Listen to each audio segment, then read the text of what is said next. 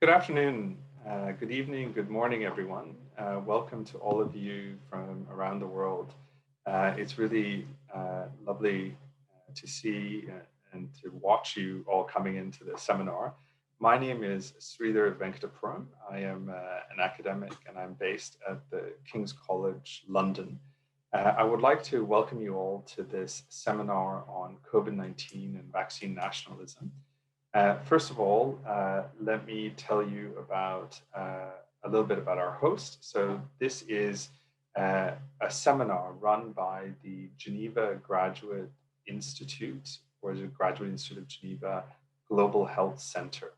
And this year, and in this program of work, they have a series called Open Global Health. And the aim is to make global health conversations and the field of global health more open, more discursive, more inclusive, and for more sort of discussion from a wide range of sources. So I hope that you will keep coming back to the Global Health Seminar Series, particularly the Open Global Health events. There's numerous ones that are happening, and it's quite an exciting series. As part of that, the Global Health Center and in this series is hosting this group called the International Resource Group for Global Health Justice. It is a group of political philosophers and other philosophers from around the world who have come together in order to do three things. One is that we are aiming to help international organizations and institutions deal with difficult ethical decisions that they have to make, and we're providing support in different kinds of ways.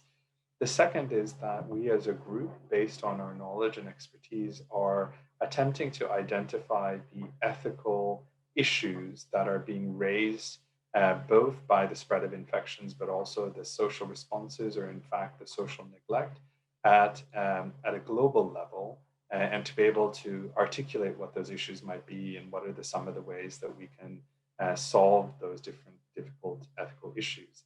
And lastly, and this is an important one, and why this seminar is really a reflection of that, is that we'd like to encourage public deliberation on these issues. A lot of these decisions and these policy issues depend on the public being involved in deciding different aspects of the issues and deciding and helping determine how policy should be made. And we believe that our role is to help engender this public discussion.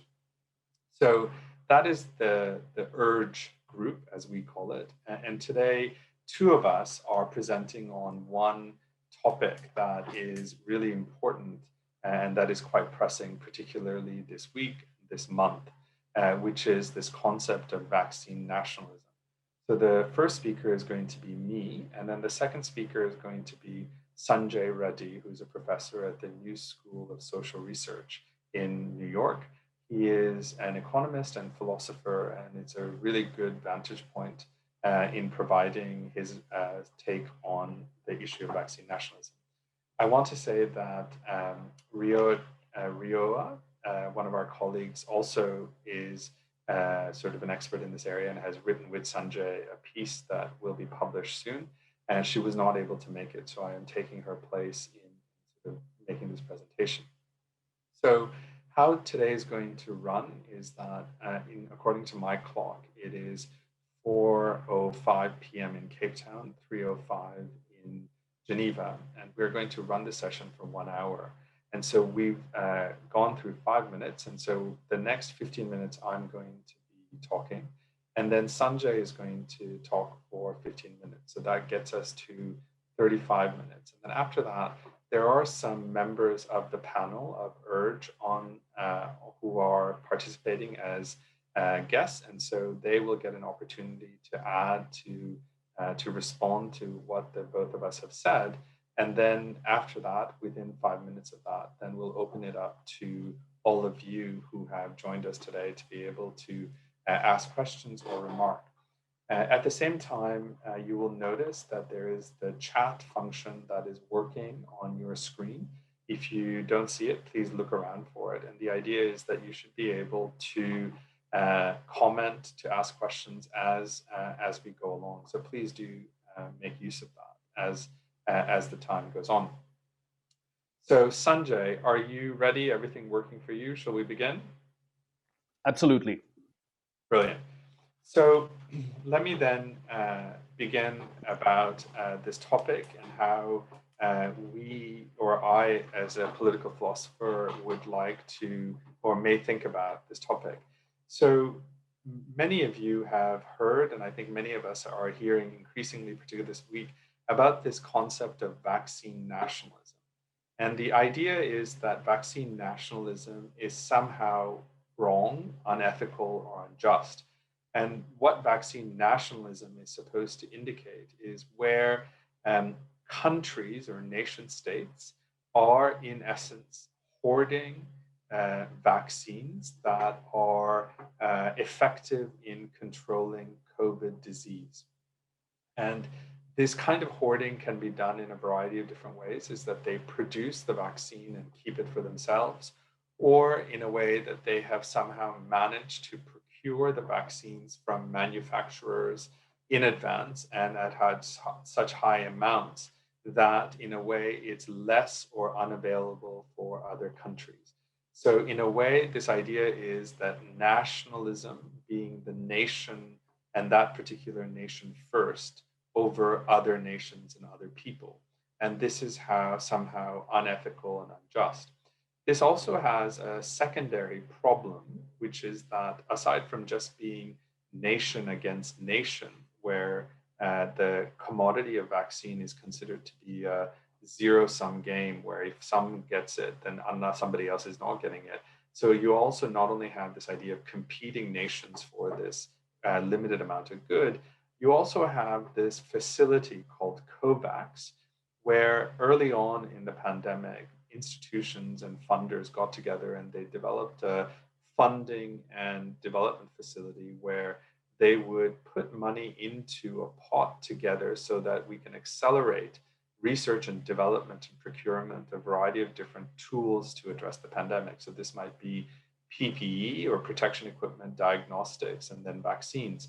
As part of COVAX, the idea was that these agreements that COVAX would make is that they would invest in research, and then the products of that research would then be made available to all countries, particularly the countries that are worst off or poorest countries who may not be able to buy the products as well.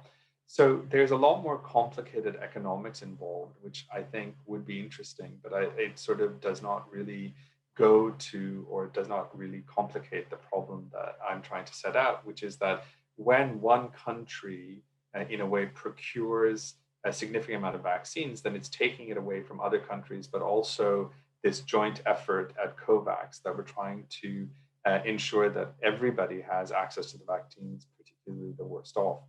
This is being said to be unethical because of a variety of different reasons. And very recently, on 2 days ago, I believe, the Director General of the World Health Organization made a very strong speech that basically said that he would like, or the WHO would like, the concept or the alternative to vaccine nationalism is vaccine equity. And the way that they've defined vaccine equity is that they've said something is first as being a bad thing. And so presumably equity is the opposite of that. And in his speech, he stated that it is right that vulnerable people and health workers in countries are being vaccinated. But there is a problem, which is that he believes, or the WHO believes, that healthcare workers and vulnerable people in a country should be vaccinated, but healthy people and younger people in one country should not be vaccinated before vulnerable people and healthcare workers in other countries are to be vaccinated. So that's a principle of a sort. It sort of makes an argument that says that we should be primarily, first and foremost, thinking about vulnerable people and healthcare workers across the world as being equal and as being first priority before you have younger people and healthy people becoming vaccinated. More importantly, there seems to be a weakening or sort of implication that national borders are not that important, that we should actually only, in a way, prioritize, or we should prioritize vulnerable people and healthcare workers in other countries before we prioritize the health and well being of healthy younger people in our own country.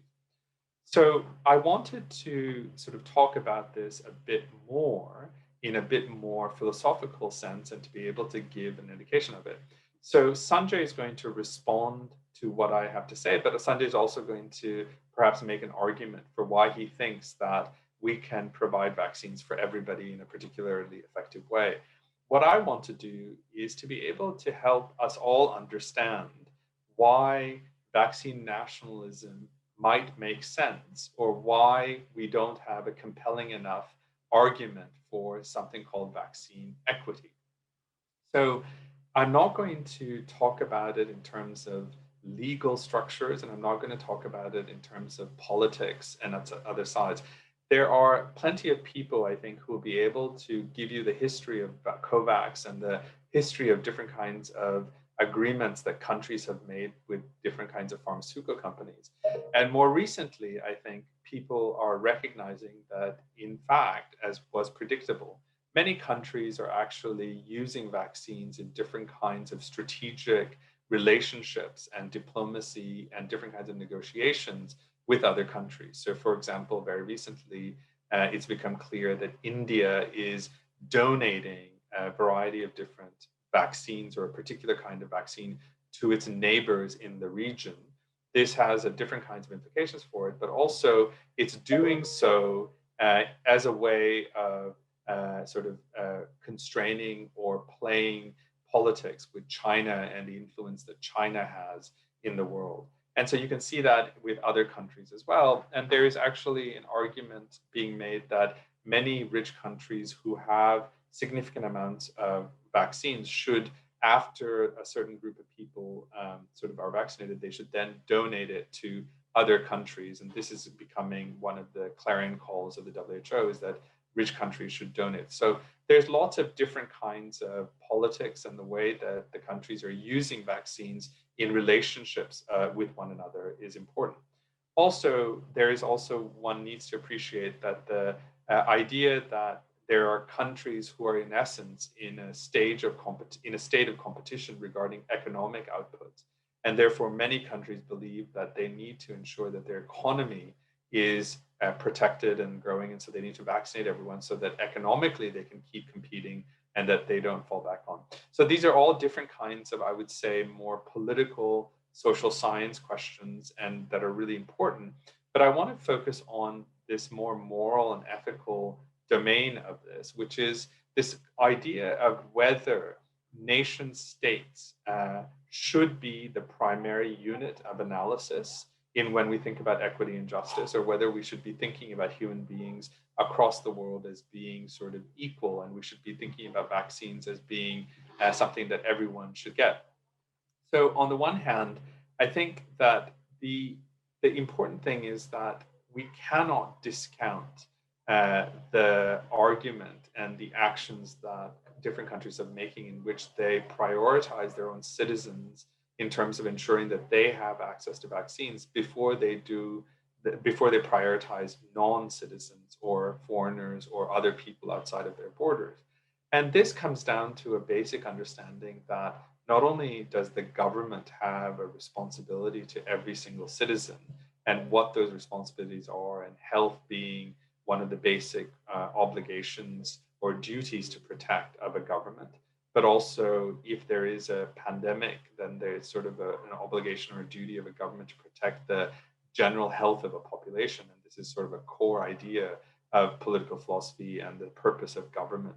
But then beyond that, we also have the conception of justice and social justice, which is that justice is something that we make in agreement as a group of people, and we come together in order to make an agreement about what rules by which we live by and how we relate to each other and what are the different kinds of goods that we want to provide to each other.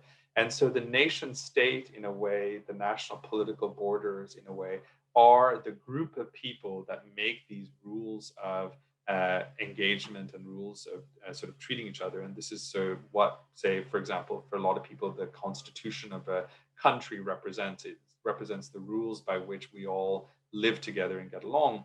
And the idea is that protecting the health and well-being of people in that group is one of the most fundamental rules about justice. And so there's been a lot of work very recently, including mine and others, about how we sort of think about health in that kind of rules of social justice.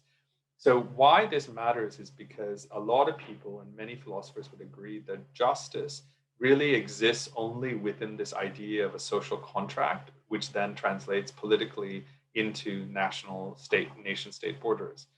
There is a competing group of people, let's call them competing on a far end of the spectrum, which is that people argue that political borders are essentially arbitrary and historically contrived.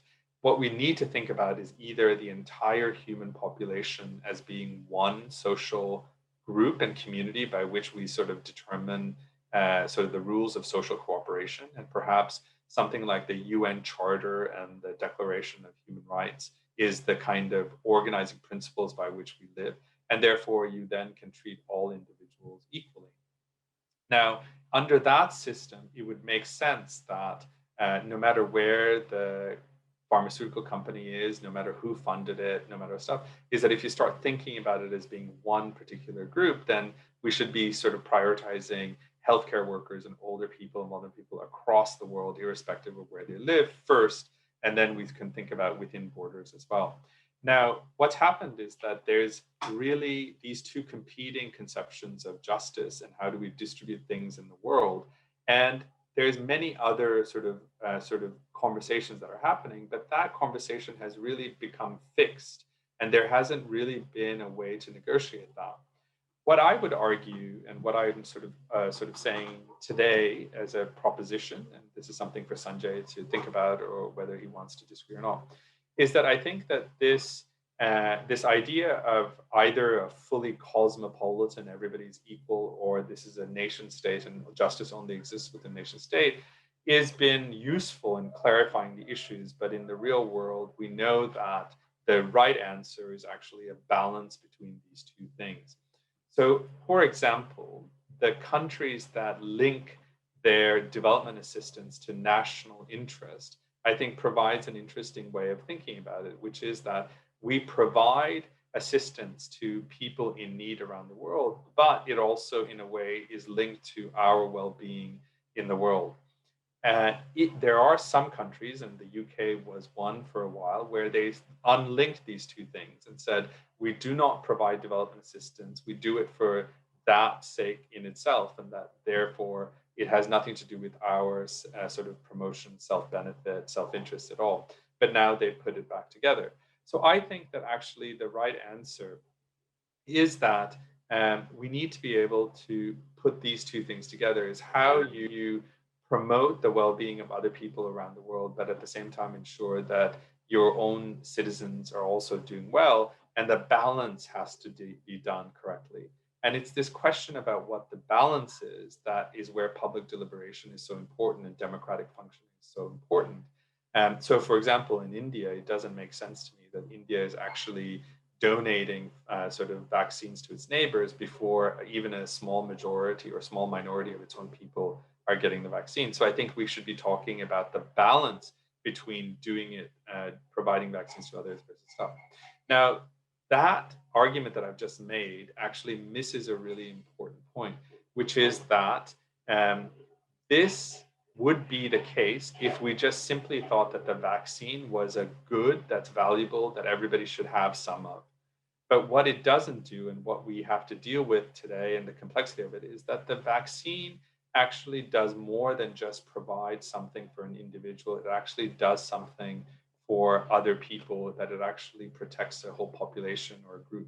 And therefore, there's interdependency here and mutual interdependency. And we need to be able to recognize that the more interdependent people are, that we need to be able to see the morality of that interdependence is both as a harm that's happening, but also that mutual interdependence is what makes us human and actually is a positive thing. And therefore, what we're doing here with these vaccines is not just simply giving something valuable to individuals, but we're actually doing something in terms of social groups and populations. And so there's much more going on here than just simply the efficient allocation of a vaccine in order to contain the disease. So there's much more to be said, and I think that the discussion will bring out more issues. But what I hope I have done is try to clarify that you can't simply discount vaccine nationalism as being ethical, unethical, and unjust because some people have more and other people don't. Fundamentally, I think that we have failed at making an argument for the equality of all human beings on this planet and why everybody has a moral claim to health and well-being. And at the second time, we haven't really balanced out this idea of what's the balance between helping those outside and helping us together. But the third thing that's really important is that we haven't really understood and addressed and the moral value of that inter and mutual interdependence. So with that, I'm going to stop and then hand it over to Sanjay to either respond or actually provide. I think he's got a lot of work done and arguments about how we can actually provide vaccines to everybody in the world in a plausible way. Thank you, Sanjay. Thank you so much, Sridhar. As Sridhar has mentioned, I am with him part of a larger group, independent resource group on global health justice.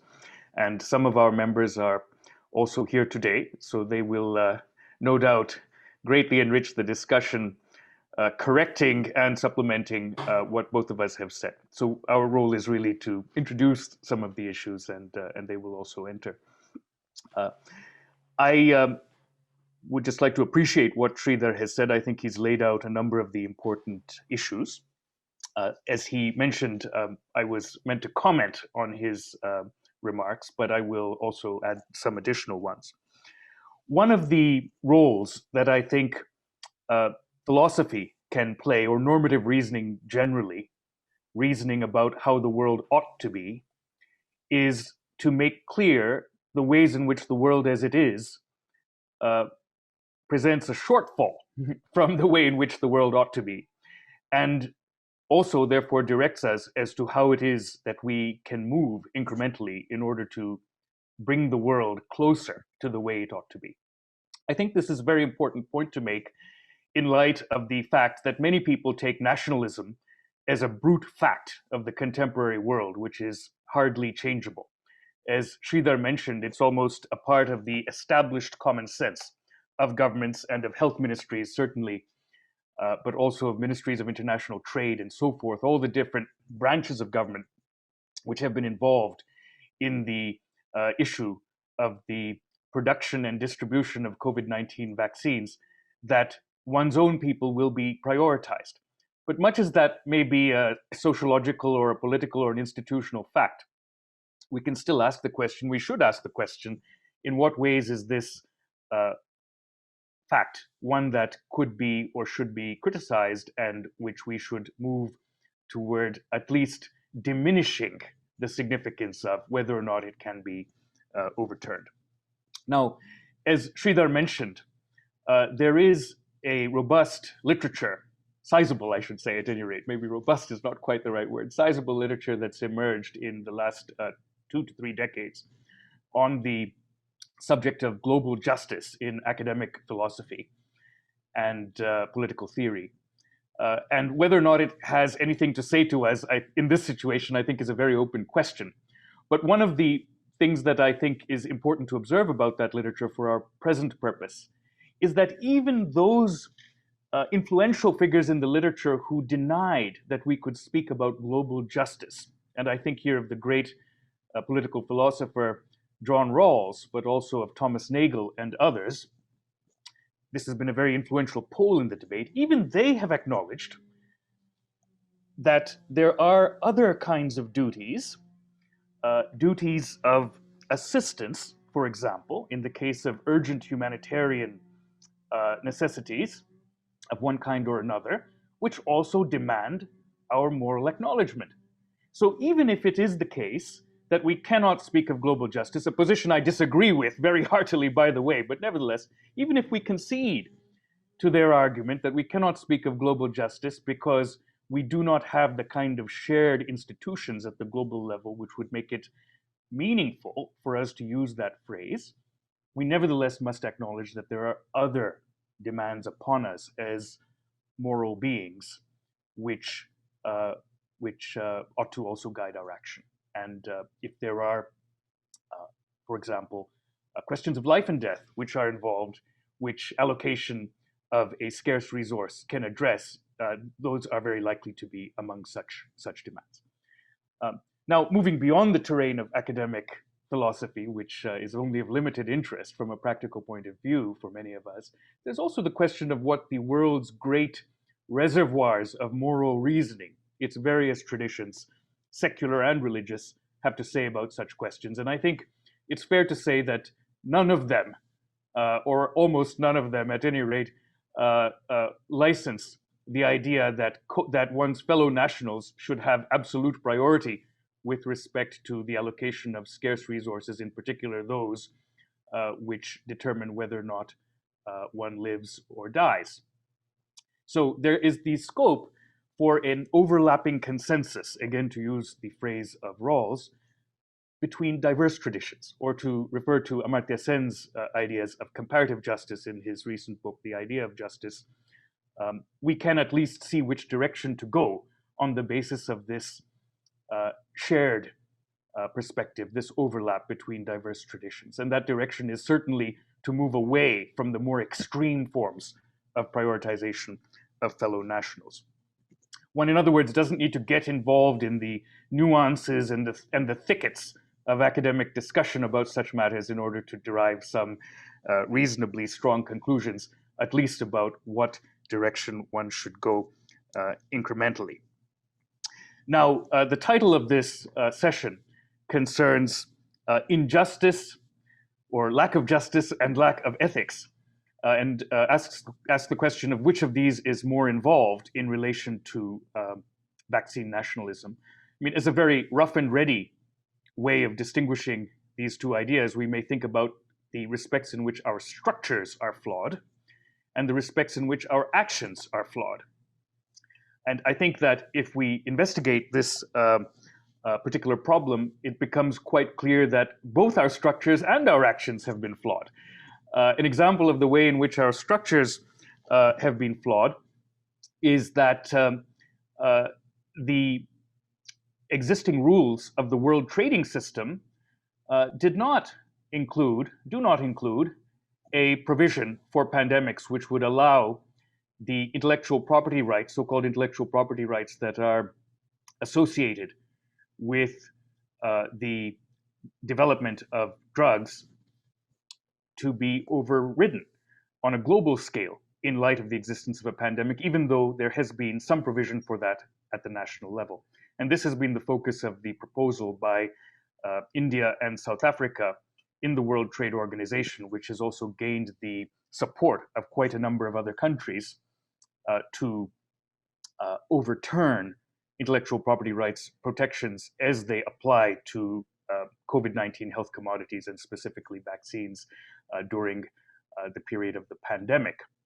But this point of view has not been widely accepted. Indeed, it's being very strongly contested by another group of countries with, in my own view, arguments that are not compelling.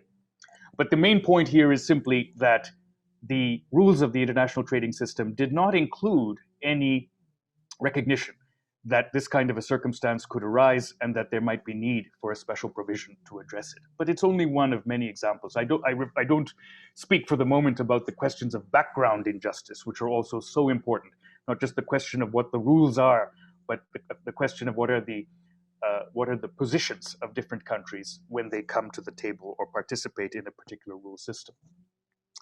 But of course, beyond that, individual countries have taken steps which have been, on the surface at least, quite self-interested in the sense that they have involved, for example, the hoarding of a very large number of units of vaccines, thereby effectively denying them to other countries. One of the points I would make in this regard is that the very same rich countries that claim to be providing support for poor countries to gain access to vaccines through the financing of the WHO's COVAX initiative, which Sridhar mentioned, are also competing to procure those very same vaccines for their own nationals, and indeed are outcompeting the COVAX facility. So with their left hand, they're providing a limited amount of resources, quite limited, I should say, for COVAX-based advanced purchasing agreements, which have received take-up only from a small number of companies, because presumably their terms are not viewed as favorable by those companies. And with their right hand, they are outcompeting their left hand, purchasing the same vaccines for their own citizens. And this inconsistency, indeed incompatibility, really underlines the nature of the problem. I don't want to go on because I think that it would be much more interesting and useful for us to have discussion, but let me point to a couple of other issues before I end. One of them concerns enlightened self-interest, quite apart from the question of what are our obligations to engage in prioritizations that are other than the ones that are effectively taking place. And Sridhar laid out that problem at the outset very well, I think, about healthy citizens being prioritized over unhealthy and vulnerable non-citizens, for example. There is a very strong argument from enlightened self-interest for this, and there are many different dimensions. One of them, which is becoming better known, is the likelihood of mutations taking place to the extent that the virus continues to circulate in the population, which will in turn adversely affect rich countries' interests. But quite apart from that question, there is yet another question, which is that of whether or not the constraint which is perceived to exist and which generates a need for rationing is even a necessary constraint. And as Sridhar has mentioned, I have done some work on this recently. I've already alluded to one aspect of that, which is intellectual property rights protections, which may be unnecessary. The larger point I would like to make is that by and large, countries have been involved, governments have been involved, even in the midst of this pandemic, I would suggest in a business as usual modality. And that is evident not only in their instinctive support for intellectual property rights, which we're seeing, but also in many other respects. In a recent article in Foreign Policy, we argued, a co-author and I, that if the intellectual property rights of the companies that had already developed vaccines were purchased at a reasonable rate of compensation, which would adequately, even handsomely compensate them, the resulting knowledge base could then be provided to generics producers, thereby ensuring a much more rapid scaling up of production. Now, some have pointed out that it's not just intellectual property rights, but also scarcity of essential resources of various other kinds that may potentially impede the scaling up of production. But here too, I think we simply have not seen the war effort-like concentration of governmental effort on the procurement of essential commodities, which would be inputs to such a production process. Little glass vials, for instance, which is one example that has been widely pointed to, but there are others that could effectively relax this constraint. So whether or not the constraint even is a necessary one is an empirical question, which also has to be confronted. And I would argue that to a considerable extent it isn't. So let me end there and welcome the contributions of others in the group and among the participants generally. Brilliant. Thank you very much, Sanjay. As you know, as hopefully many of you are recognizing, this is a conversation that could and needs to have laid out in a much more detailed and open way, and would take a lot of time. And what we've tried to do just in our own presentations is to give you a sense of why philosophy and ethics, and how do we do it, and what are the different kinds of issues, and what are the things that are being missed out. And I can see a lot of comments are already coming in, and I want you to encourage you to please look at the comments, because there are some very big thinkers who are on sort of in attending and making some comments, and sort of perceptive comments as well. So I think you should please take a look at it. So what we've done is that we've given we've allocated, as the word goes, a few minutes to other members of the panel. We have approximately 14 panel members And so if any of you want to respond to what Sanjay said, or you want to add something, or you think it's something really important, if you could just simply raise your hand, then we'll be able to see you at the top of the list and actually be able to call on you. And then we'll move on to the question and answer. And we'll do it in the same way where people can either type in the questions, but preferably if you raise your hand, we will unmute you and then you can ask your question or make your comment, and you don't have to hide your comment into a question. So you can say what you think. So, to the panel members who are here, if you have anything that you want to say, please raise your hand, and we'll give you a couple of minutes to do that. So I have one hand, but it's not one of the panelists. So, Sanjay, should we just go to the Q&A, or should we? Sure. Okay.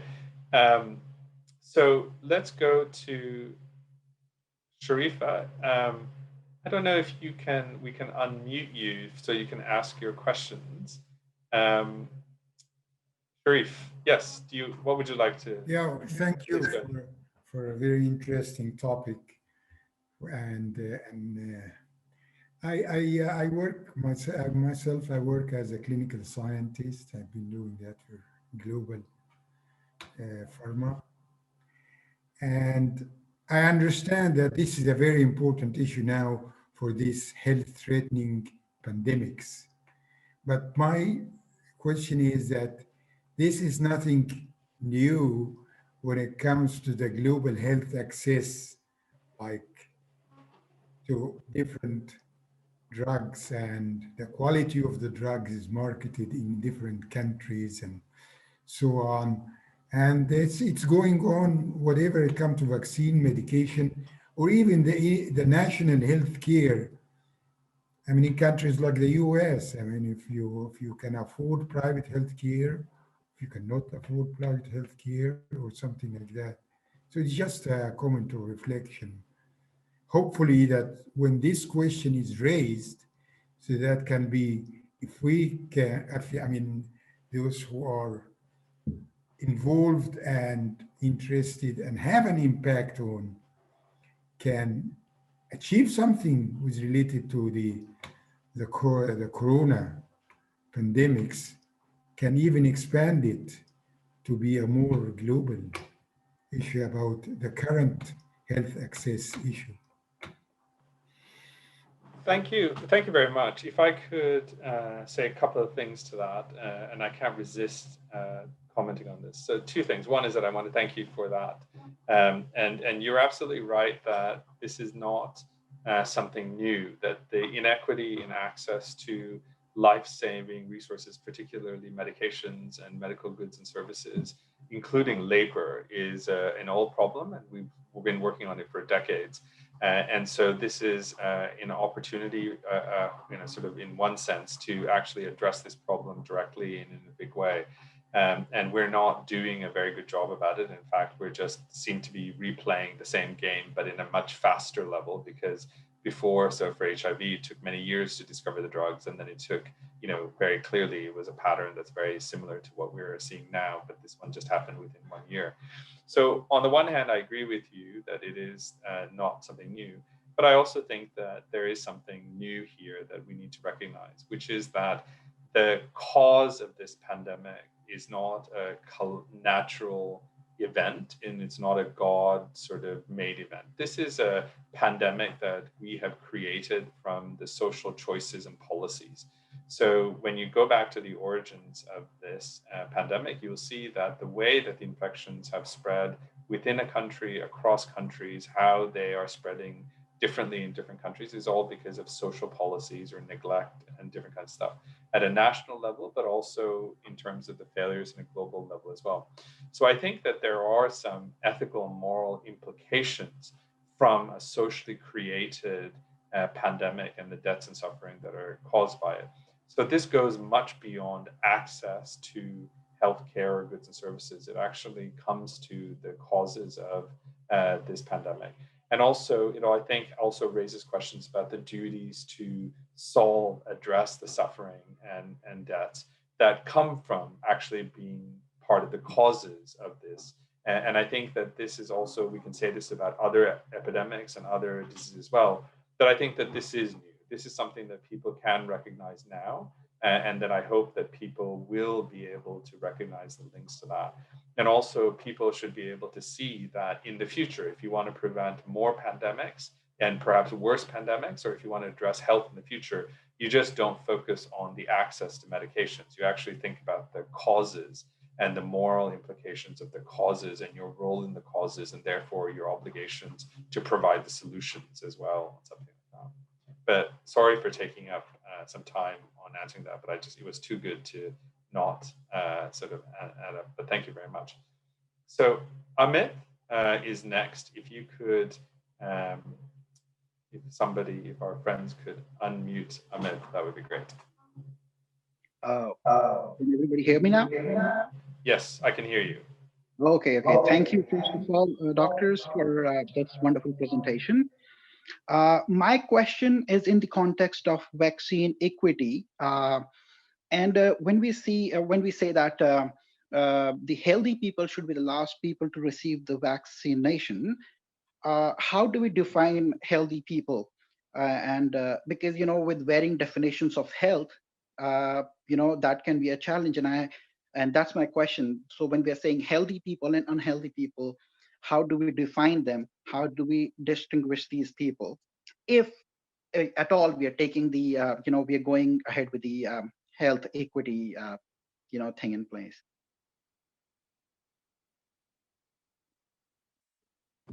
Sanjay, do you want to take a stab at that? Well, I think that was merely an example of the kind of misallocation that could take place. I don't know that either of us have deep insight on where to draw the boundary line with respect to making prioritizations of vaccines. But I think the broader point, which doesn't depend on that, is simply that if one were to take a, so to speak, objective perspective on where the allocation of vaccines would be most effective from a global health standpoint, where it would save the most lives, then one would not automatically prioritize the citizens of rich countries, whatever their health status, whatever their age, and so forth. So putting aside the question of health status, for example, it's very clear that in the case of this disease, there's a very strongly differential health risk profile with respect to age. And so one would presumably want to, among other criteria, have age in mind when allocating the vaccine, irrespective of nationality or country of residence. But vaccine nationalism would impede that. So that's the kind of point I would focus on, rather than on the specifics of how one defines who is healthy, who's at risk, not at risk, versus who's unhealthy or who is at risk.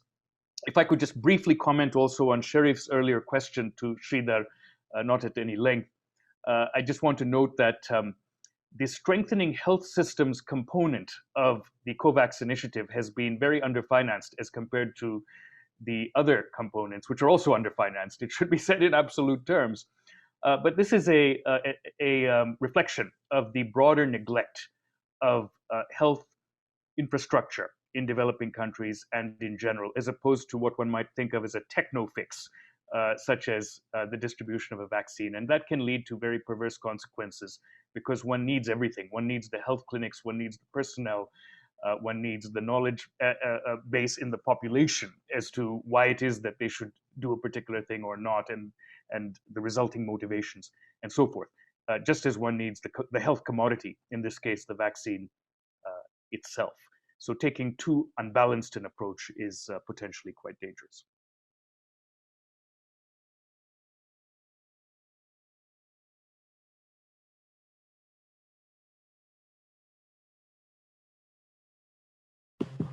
Sorry, I had a little bit of a button malfunction there, so sorry about that. So Amit, just to quickly answer your question, I think that you're making a reference to this argument that was made by the Director General that you should not give vaccinations to healthy people in one country before you give it to those who are vulnerable and healthcare workers in another country. And your question was, well, who counts as healthy? I think that in that kind of standard approach, many countries are basically looking at vulnerable people as people who are older and are low likely to be susceptible to disease, or people who have different kinds of impairments and compromised immune systems. So I think the general idea is that if you do not have a disease per se, you are considered to be healthy. If you have some sort of disease that requires, or it does has some sort of vulnerability and requires you to be shielded at home or not go outside, or have particularly more vulnerable than others in terms of going to serious disease of COVID, that would be a way that you use it in order to define who's healthy and who's not. I hope that answers your question. So let me sort of say a couple of things, and I also want to encourage all of you to be watching the chat, because there is lots of really great comments and questions that are happening in the chat. One of our panelists, Lisa Eckenweiler, just has reminded me to point out that she and another panelist, Rio Chung, have done some really great philosophical writings on the concept of deterritorializing the right to health, meaning that you don't put the right to health just in terms of a nation-state relationship. And then her work on thinking ecologically about the interdependence about human beings. So I encourage you to look their work up, and also on our website, our URGE website, which is IRG-GHJ.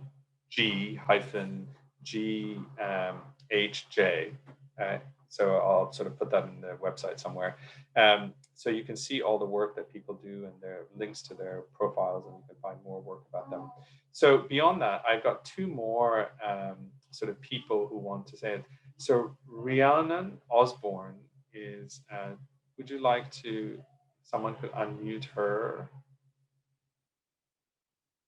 Is that possible? Yeah, okay, here we go. Hi, can you hear me? Yes, we can hear you. Great, thanks so much for your presentations. I just had a question in terms of whether the baseline of huge global inequality changes the ethical discussion. So of course there's vaccine nationalism as an ethical consideration of whether countries should focus on their own citizens or think of more of a global society. But is it complicated by the fact that not all countries are able to prioritize their own populations in the same way, because it's only rich countries who are able to actually do that? So does that then complicate the discussion of, oh, should countries be vaccine nationalists or not? Because if you're not on an equal playing field of who can succeed at that. Yeah, so I was wondering how you thought about how that complicated the issue from the start. Sanjay, do you want to address it? Yes, thanks. You don't have to. I mean, you can say that I can take it. Well, I'll say one sentence and then turn it over to you. You'll be much more thoughtful and sage, insightful. But the one sentence is simply that, indeed, this is absolutely at the core of the problem, and I tried to signal it by using the right-hand, left-hand example in relation to rich countries outcompeting poor countries that they claim to finance through the COVAX vaccine component. And so I think we really can't approach these issues, whether it's the formulation of the rules, the upholding of the rules for intellectual property rights or anything else, the location of the pharmaceutical companies, by and large, in rich countries, and their fealty, therefore, to rich countries' interests, or indeed differential purchasing power, without addressing this question of inequality between countries. There is also an issue of inequality within countries, but I would say it's rather subsidiary in this context. So, yes. So I want to say, so my answer is a similar things, but in a different kind of way. So I think you already have an intuition there that, look, you can't succeed at providing for your own citizens if you just can't, if you don't have the resources to procure the vaccines, and therefore, how is this a fair situation? And I agree with you. And there's different ways that you can address this problem from an ethical, conceptual language point of view.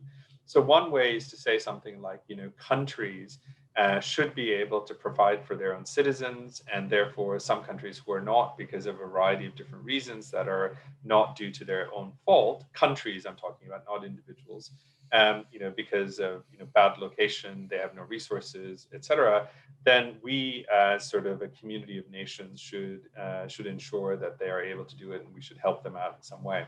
So we can do some other variations of that argument in different ways. Sanjay has already made this point that even the people that are believe that your first and foremost priority should be to your own citizens argue that there should be some minimal obligations to people in other countries, especially when it comes to life or death situations, and therefore that is another track that we want to go to.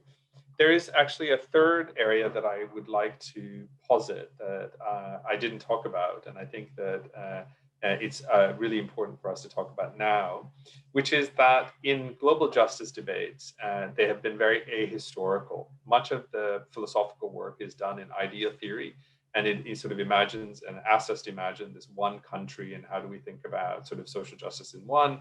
And then, as Rawls did it, is that we figure that out and then we add more countries and try to figure out how we relate to each other. What's frustrating about this is that it actually doesn't take into consideration the profound historical injustices that have been perpetuated by one country upon another, or a variety of different empires onto different triangle groups, and etc. So the reasons that some countries are very rich and other countries are very poor is not by accident, but it's because of a variety of different kinds of causal reasons. And therefore, we are, not or about to or beginning to talk about what sort of ethical relationships those kinds of historical relationships do. So not many countries, as you can imagine, are interested in that conversation and don't really want to have that conversation because it opens up a significant amount.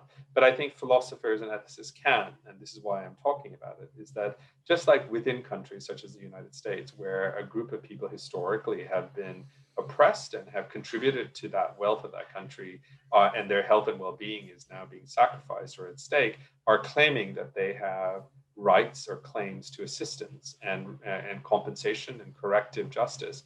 And they're doing that. And I think that there is something to be said about global equity and global justice that is about compensation and corrective justice. And this pandemic perhaps is an opportunity for us to think about how we can begin addressing that. So I hope that answers to some way your intuition and sort of tries to address that. And I apologize if it doesn't, but thank you very much for asking that question. So Owner Tulum is next. Hi, can you get? Yes, we can hear you. Okay, great. So my question is about this issue on economic justice. So, and it was in the news today, Amazon wants its employees to prioritize when it comes to vaccination, arguing that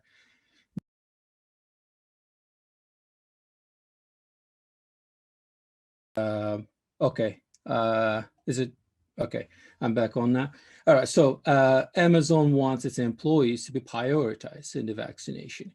More and more companies in the US have been acknowledging the fact that employees are not going to be going back to work without getting the vaccination.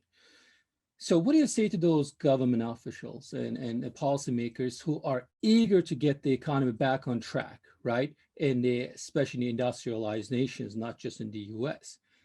But we won't have a recovery, we won't have an economy back on track if we don't get people back to workplace. And that requires mass vaccination of predominantly healthy people in the workplace. So that would also create another problem. Some countries are going to be getting back to work faster than others, and some countries will recover faster than others. So how do we resolve this issue? How do we address this issue? Could I speak to that, Sridhar, briefly? So look, I think, and this also is a response to a question which Thomas Poga put in the chat window. I think it's always useful to distinguish, in some sense, what is the objective function and what are the constraints, even if in a very provisional way. This is a typical economist way of thinking I don't always adopt. But the question is, what are our moral goals or ends, right? And how should those be reflected in terms of what it is that we're ultimately trying to pursue? And what are the factual or causal considerations which would have to be taken into account in pursuing those ends? And of course, to nuance this a little bit, there may also be some normative issues which enter into determining what is permissible and not permissible for us to do, what kinds of actions we may take or not take. Now, if one adopts this perspective, then it becomes clear that indeed getting economies working again may be very important, right? And not just from the standpoint of COVID-19, but from the standpoint of avoiding poverty and all the associated ill health and so forth. And we would need to take account of those interconnections. How that will play out is a practical question. And we're not necessarily best placed here and now to give an authoritative answer about that. But I would say that even in that case, whatever it is that saves lives would be very crucial, because the case for generalized lockdowns has been that they were necessary to save lives. So if prioritizing vaccine allocation to those people whose lives can be best saved through allocating vaccines to them allows societies and economies to open up again, then that would avoid a trade-off altogether while also promoting the desirable ends that we have. Now, would that in some cases provide for a prioritization of rich countries because their economies are bigger? Well, that's a very tricky kind of a question, which I don't want to declaim about right now. But the point is simply that we really do need to keep straight which of our concerns is on are of one kind or of the other kind. So that's perfect. So we are now at 4:57 Cape Town time. So we are 3 minutes away from shutting down. So I want to say a couple of things. One is thank you all for attending. It's a phenomenal show. Over 130 people have attended today. And I really appreciate you making the time for that. And to Sanjay for giving us his time in sort of today. And to all the people at the Global Health Center at the Graduate Institute for helping us put this on.